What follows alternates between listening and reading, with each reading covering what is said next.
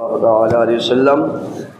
دوستان محترم، 19واں روزہ شروع ہو چکا ہے اور کل کو 20واں روزہ ہوگا۔ اعتکاف کرنے والے کل انشاءاللہ بیٹھ جائیں گے اور اعتکاف کا ثواب بھی آپ لوگوں نے سماعت کیا۔ پھر ایک مرتبہ میں آپ کو بتاتا ہوں، رسول اکرم صلی اللہ تعالیٰ علیہ وسلم نے ارشاد فرمایا، جو بندہ ثواب کی نیت سے رمضان مبارک میں 10 دن کا اعتکاف کر لے، وہ ایسا ہے جیسے اسے 2 حج اور 2 عمرے اس نے کر لیے۔ اعتکاف کرنے والا گناہوں سے بچا رہتا ہے اور اس کے لیے تمام نیکیاں لکھی جاتی ہیں جسے ان کے کرنے والے کے لیے ہوتی ہیں۔ مسجد میں بندہ بیٹھ جائے، بہت ساری ایسی نیکیاں ہوتی ہیں جو وہ نہیں کر سکتا، جیسے کسی کے جنازے میں شامل ہونا، کسی کی نماز جنازہ پڑھنا، کسی بیمار کو دیکھنے کے لیے جانا، اور بھی بہت سارے کام ہیں جو مسجد سے باہر ہوتے ہیں۔ وہ اعتکاف میں بیٹھنے والا نہیں کر پائے گا، مگر رب کائنات اس کو مسجد میں بیٹھے بیٹھے تمام وہ ثواب بھی عطا فرما دے گا جو مسجد سے باہر ہوتے ہیں۔ کتنی اچھی بات ہے۔ اور حضرت سیدنا حسن بصری رضی اللہ تعالیٰ عنہ سے منقول ہے، اعتکاف کرنے والے کو ہر دن 1 حج کا ثواب ملتا ہے۔ سبحان اللہ۔ اور میرے دوستو، میں نے آپ کو یہ بتایا تھا کہ اعتکاف کئی طرح کا ہوتا ہے۔ ایک تو یہ ہے کہ آپ اس وقت بھی اعتکاف کی نیت کر سکتے ہیں، نویت سنت الاعتکاف۔ پڑھیے، نویت سنت الاعتکاف۔ ارے بھائی، آتے ہوئے ثواب کو کیوں ہاتھ سے جانے دیا جائے؟ یہی اصل دولت ہے، ثوابوں کی یہی اصل دولت ہے۔ اس کا فائدہ دنیا میں بھی ملتا ہے اور دنیا کے بعد جو دوسری دنیا شروع ہوتی ہے، اصلی دنیا، اس میں بھی ملتا ہے۔ یعنی زمین کے اوپر بھی ملتا ہے اور زمین کے اندر بھی اس کا ثواب ہم کو ملتا ہے۔ تو جب بھی مسجد میں آیا کریں، چاہے عربی میں کہہ لو، چاہے اردو میں کہہ لو، چاہے ہندی میں کہہ لو، چاہے انگلش میں کہہ لو، جو ان سی بھی آپ کو بھاشا آتی ہے اس میں کہہ لو کہ میں نے اعتکاف کی نیت کری۔ مسجد میں پیر رکھتے ہی سب سے پہلے مسجد میں کون سا پیر رکھا جائے گا؟ سیدھا پیر مسجد میں رکھیے، درود شریف پڑھیے، بسم اللہ پڑھ کے سیدھا پیر رکھ دو، درود شریف پڑھو اور اللہ تبارک تعالیٰ سے کہو، اے اللہ میرے لیے رحمت کے دروازے کھول دے۔ عربی میں کہیں گے تو بہتر ہے، اللہم افتح لی ابواب رحمتک، اے اللہ میرے لیے رحمت کے دروازے کھول دے۔ اور پھر پڑھ لو، اے اللہ میں نے اعتکاف کی نیت کر لی۔ عربی میں کہو تو اور زیادہ بہتر ہے، نویت سنت الاعتکاف۔ جتنی دیر تک آپ مسجد میں ٹھہرے رہیں گے، آپ کو نفل اعتکاف کا ثواب ملتا رہے گا۔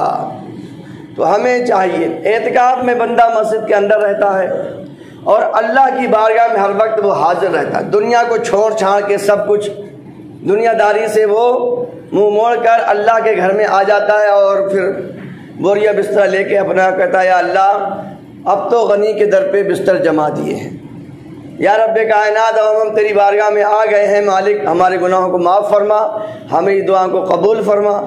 تو یہ ہر وقت 24 گھنٹے۔ اور ایک فائدہ یہ ہے کہ شب قدر قرآن شریف میں جس کے بارے میں اللہ نے فرمایا 1000 مہینوں سے افضل ہے۔ کتنے مہینوں سے؟ 1000 مہینوں سے افضل ہے۔ اب یہ شب قدر حدیث پاک میں آتا ہے، یہ گھومتی رہتی ہے، کبھی 21 میں آ جاتی ہے، 21ویں تاریخ میں، 21ویں رمضان میں، کبھی 23 میں پہنچ جاتی ہے، کبھی 25 میں، کبھی 27 میں اور کبھی 29 میں۔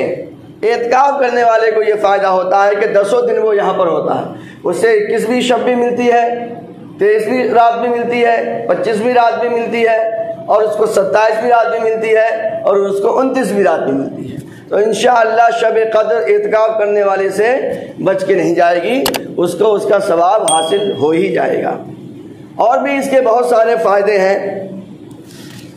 آدمی اپنی نماز درست کر سکتا ہے، عبادت کر سکتا۔ بہت سارے لوگوں کو یہ کہتے ہیں، لوگ وہ بالکل پردہ ہو جاتا ہے اور بالکل ڈھاٹا لگا کے منہ بند کر کے اس طرح کا اعتکاف لوگ سمجھتے ہیں۔ ایسا کچھ نہیں ہے، آپ پوری مسجد میں گھوم سکتے ہیں، پھر سکتے ہیں، دین سیکھ سکتے ہیں، دین سکھا سکتے ہیں، دین کی باتیں لوگوں کو بتا سکتے ہیں، نماز روزے کی باتیں، یعنی جو بھی دین کی باتیں ہیں آپ آرام سے کر سکتے ہیں۔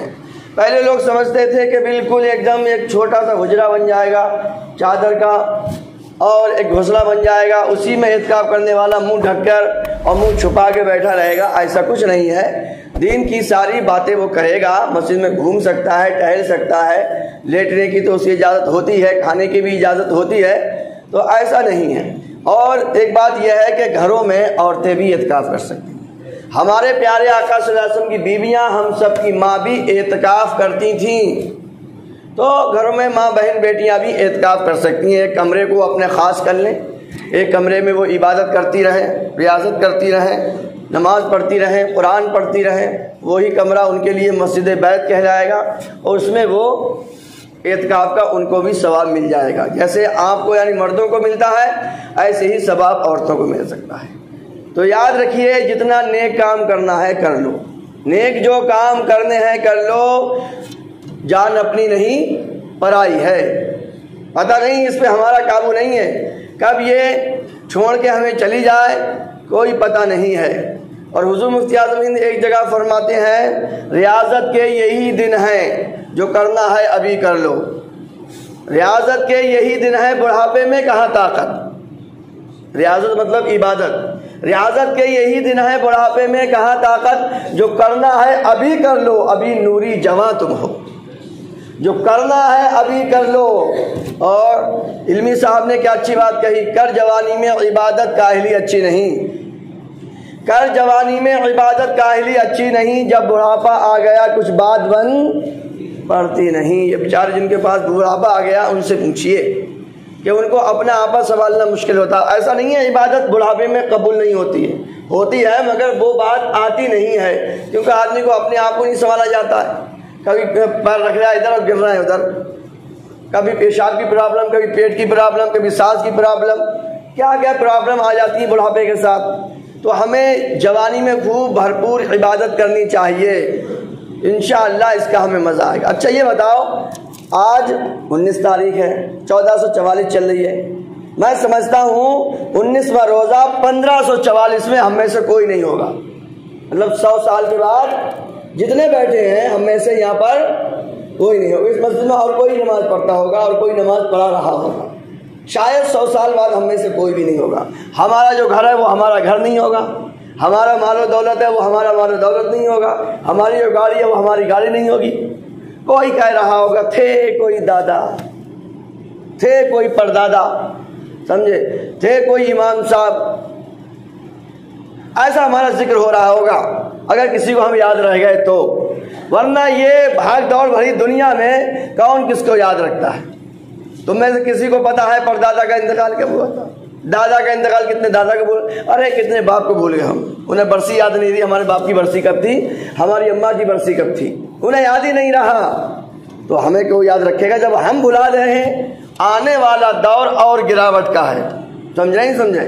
دین کے حساب سے آنے والا دور دم بدم گراف گرے گا، اس لیے اپنے بچوں کو دین سکھاؤ، خود بھی دین سیکھو، جنازے کا طریقہ سیکھو، غسل کا طریقہ سیکھو۔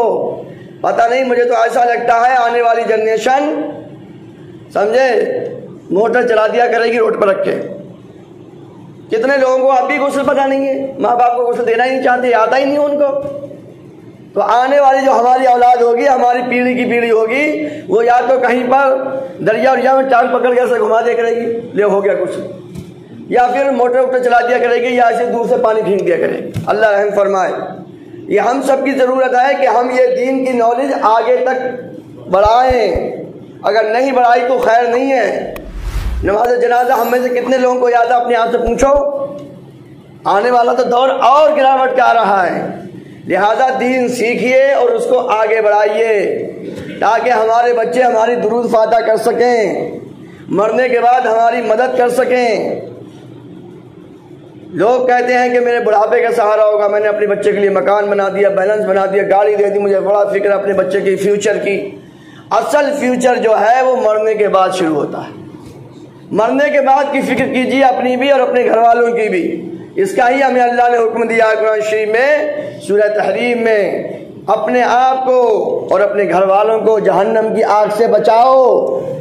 یہ اللہ کا حکم ہے، خود کو بھی جہنم کی آگ سے بچانا ہے اور اپنے گھر والوں کی بھی رسپانسبلٹی لینی ہے۔ ہم سب رسپانسبل ہیں، ہم سب اترداتو ہیں، اور ہم سب میرے دوستوں کی ذمہ داری ہے کہ خود کو بھی جہنم کی آگ سے بچانا ہے اور گھر والوں کو بھی جہنم کی آگ سے بچانا ہے۔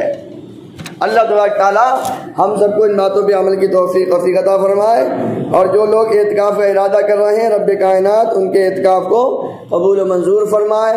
روزے، نماز تراویحاں، سحریاں، قرآن شریف کی تلاوتیں اللہ تبارک تعالیٰ سب کی قبول و منظور فرمائے، اور ان باتوں کو، ان انفارمیشن کو آگے بڑھانے کی توفیق عطا فرمائے۔ اس کو ہم یوٹیوب مائی امام پہ ڈال دیتے ہیں، آپ لوگ اس کو آگے بڑھا کیجئے تاکہ زیادہ جانکاری پہنچے، کیونکہ ہر مسجد میں فجر میں بیان نہیں ہو رہا ہے، ہر مسجد میں عصر میں بیان نہیں ہو رہا ہے۔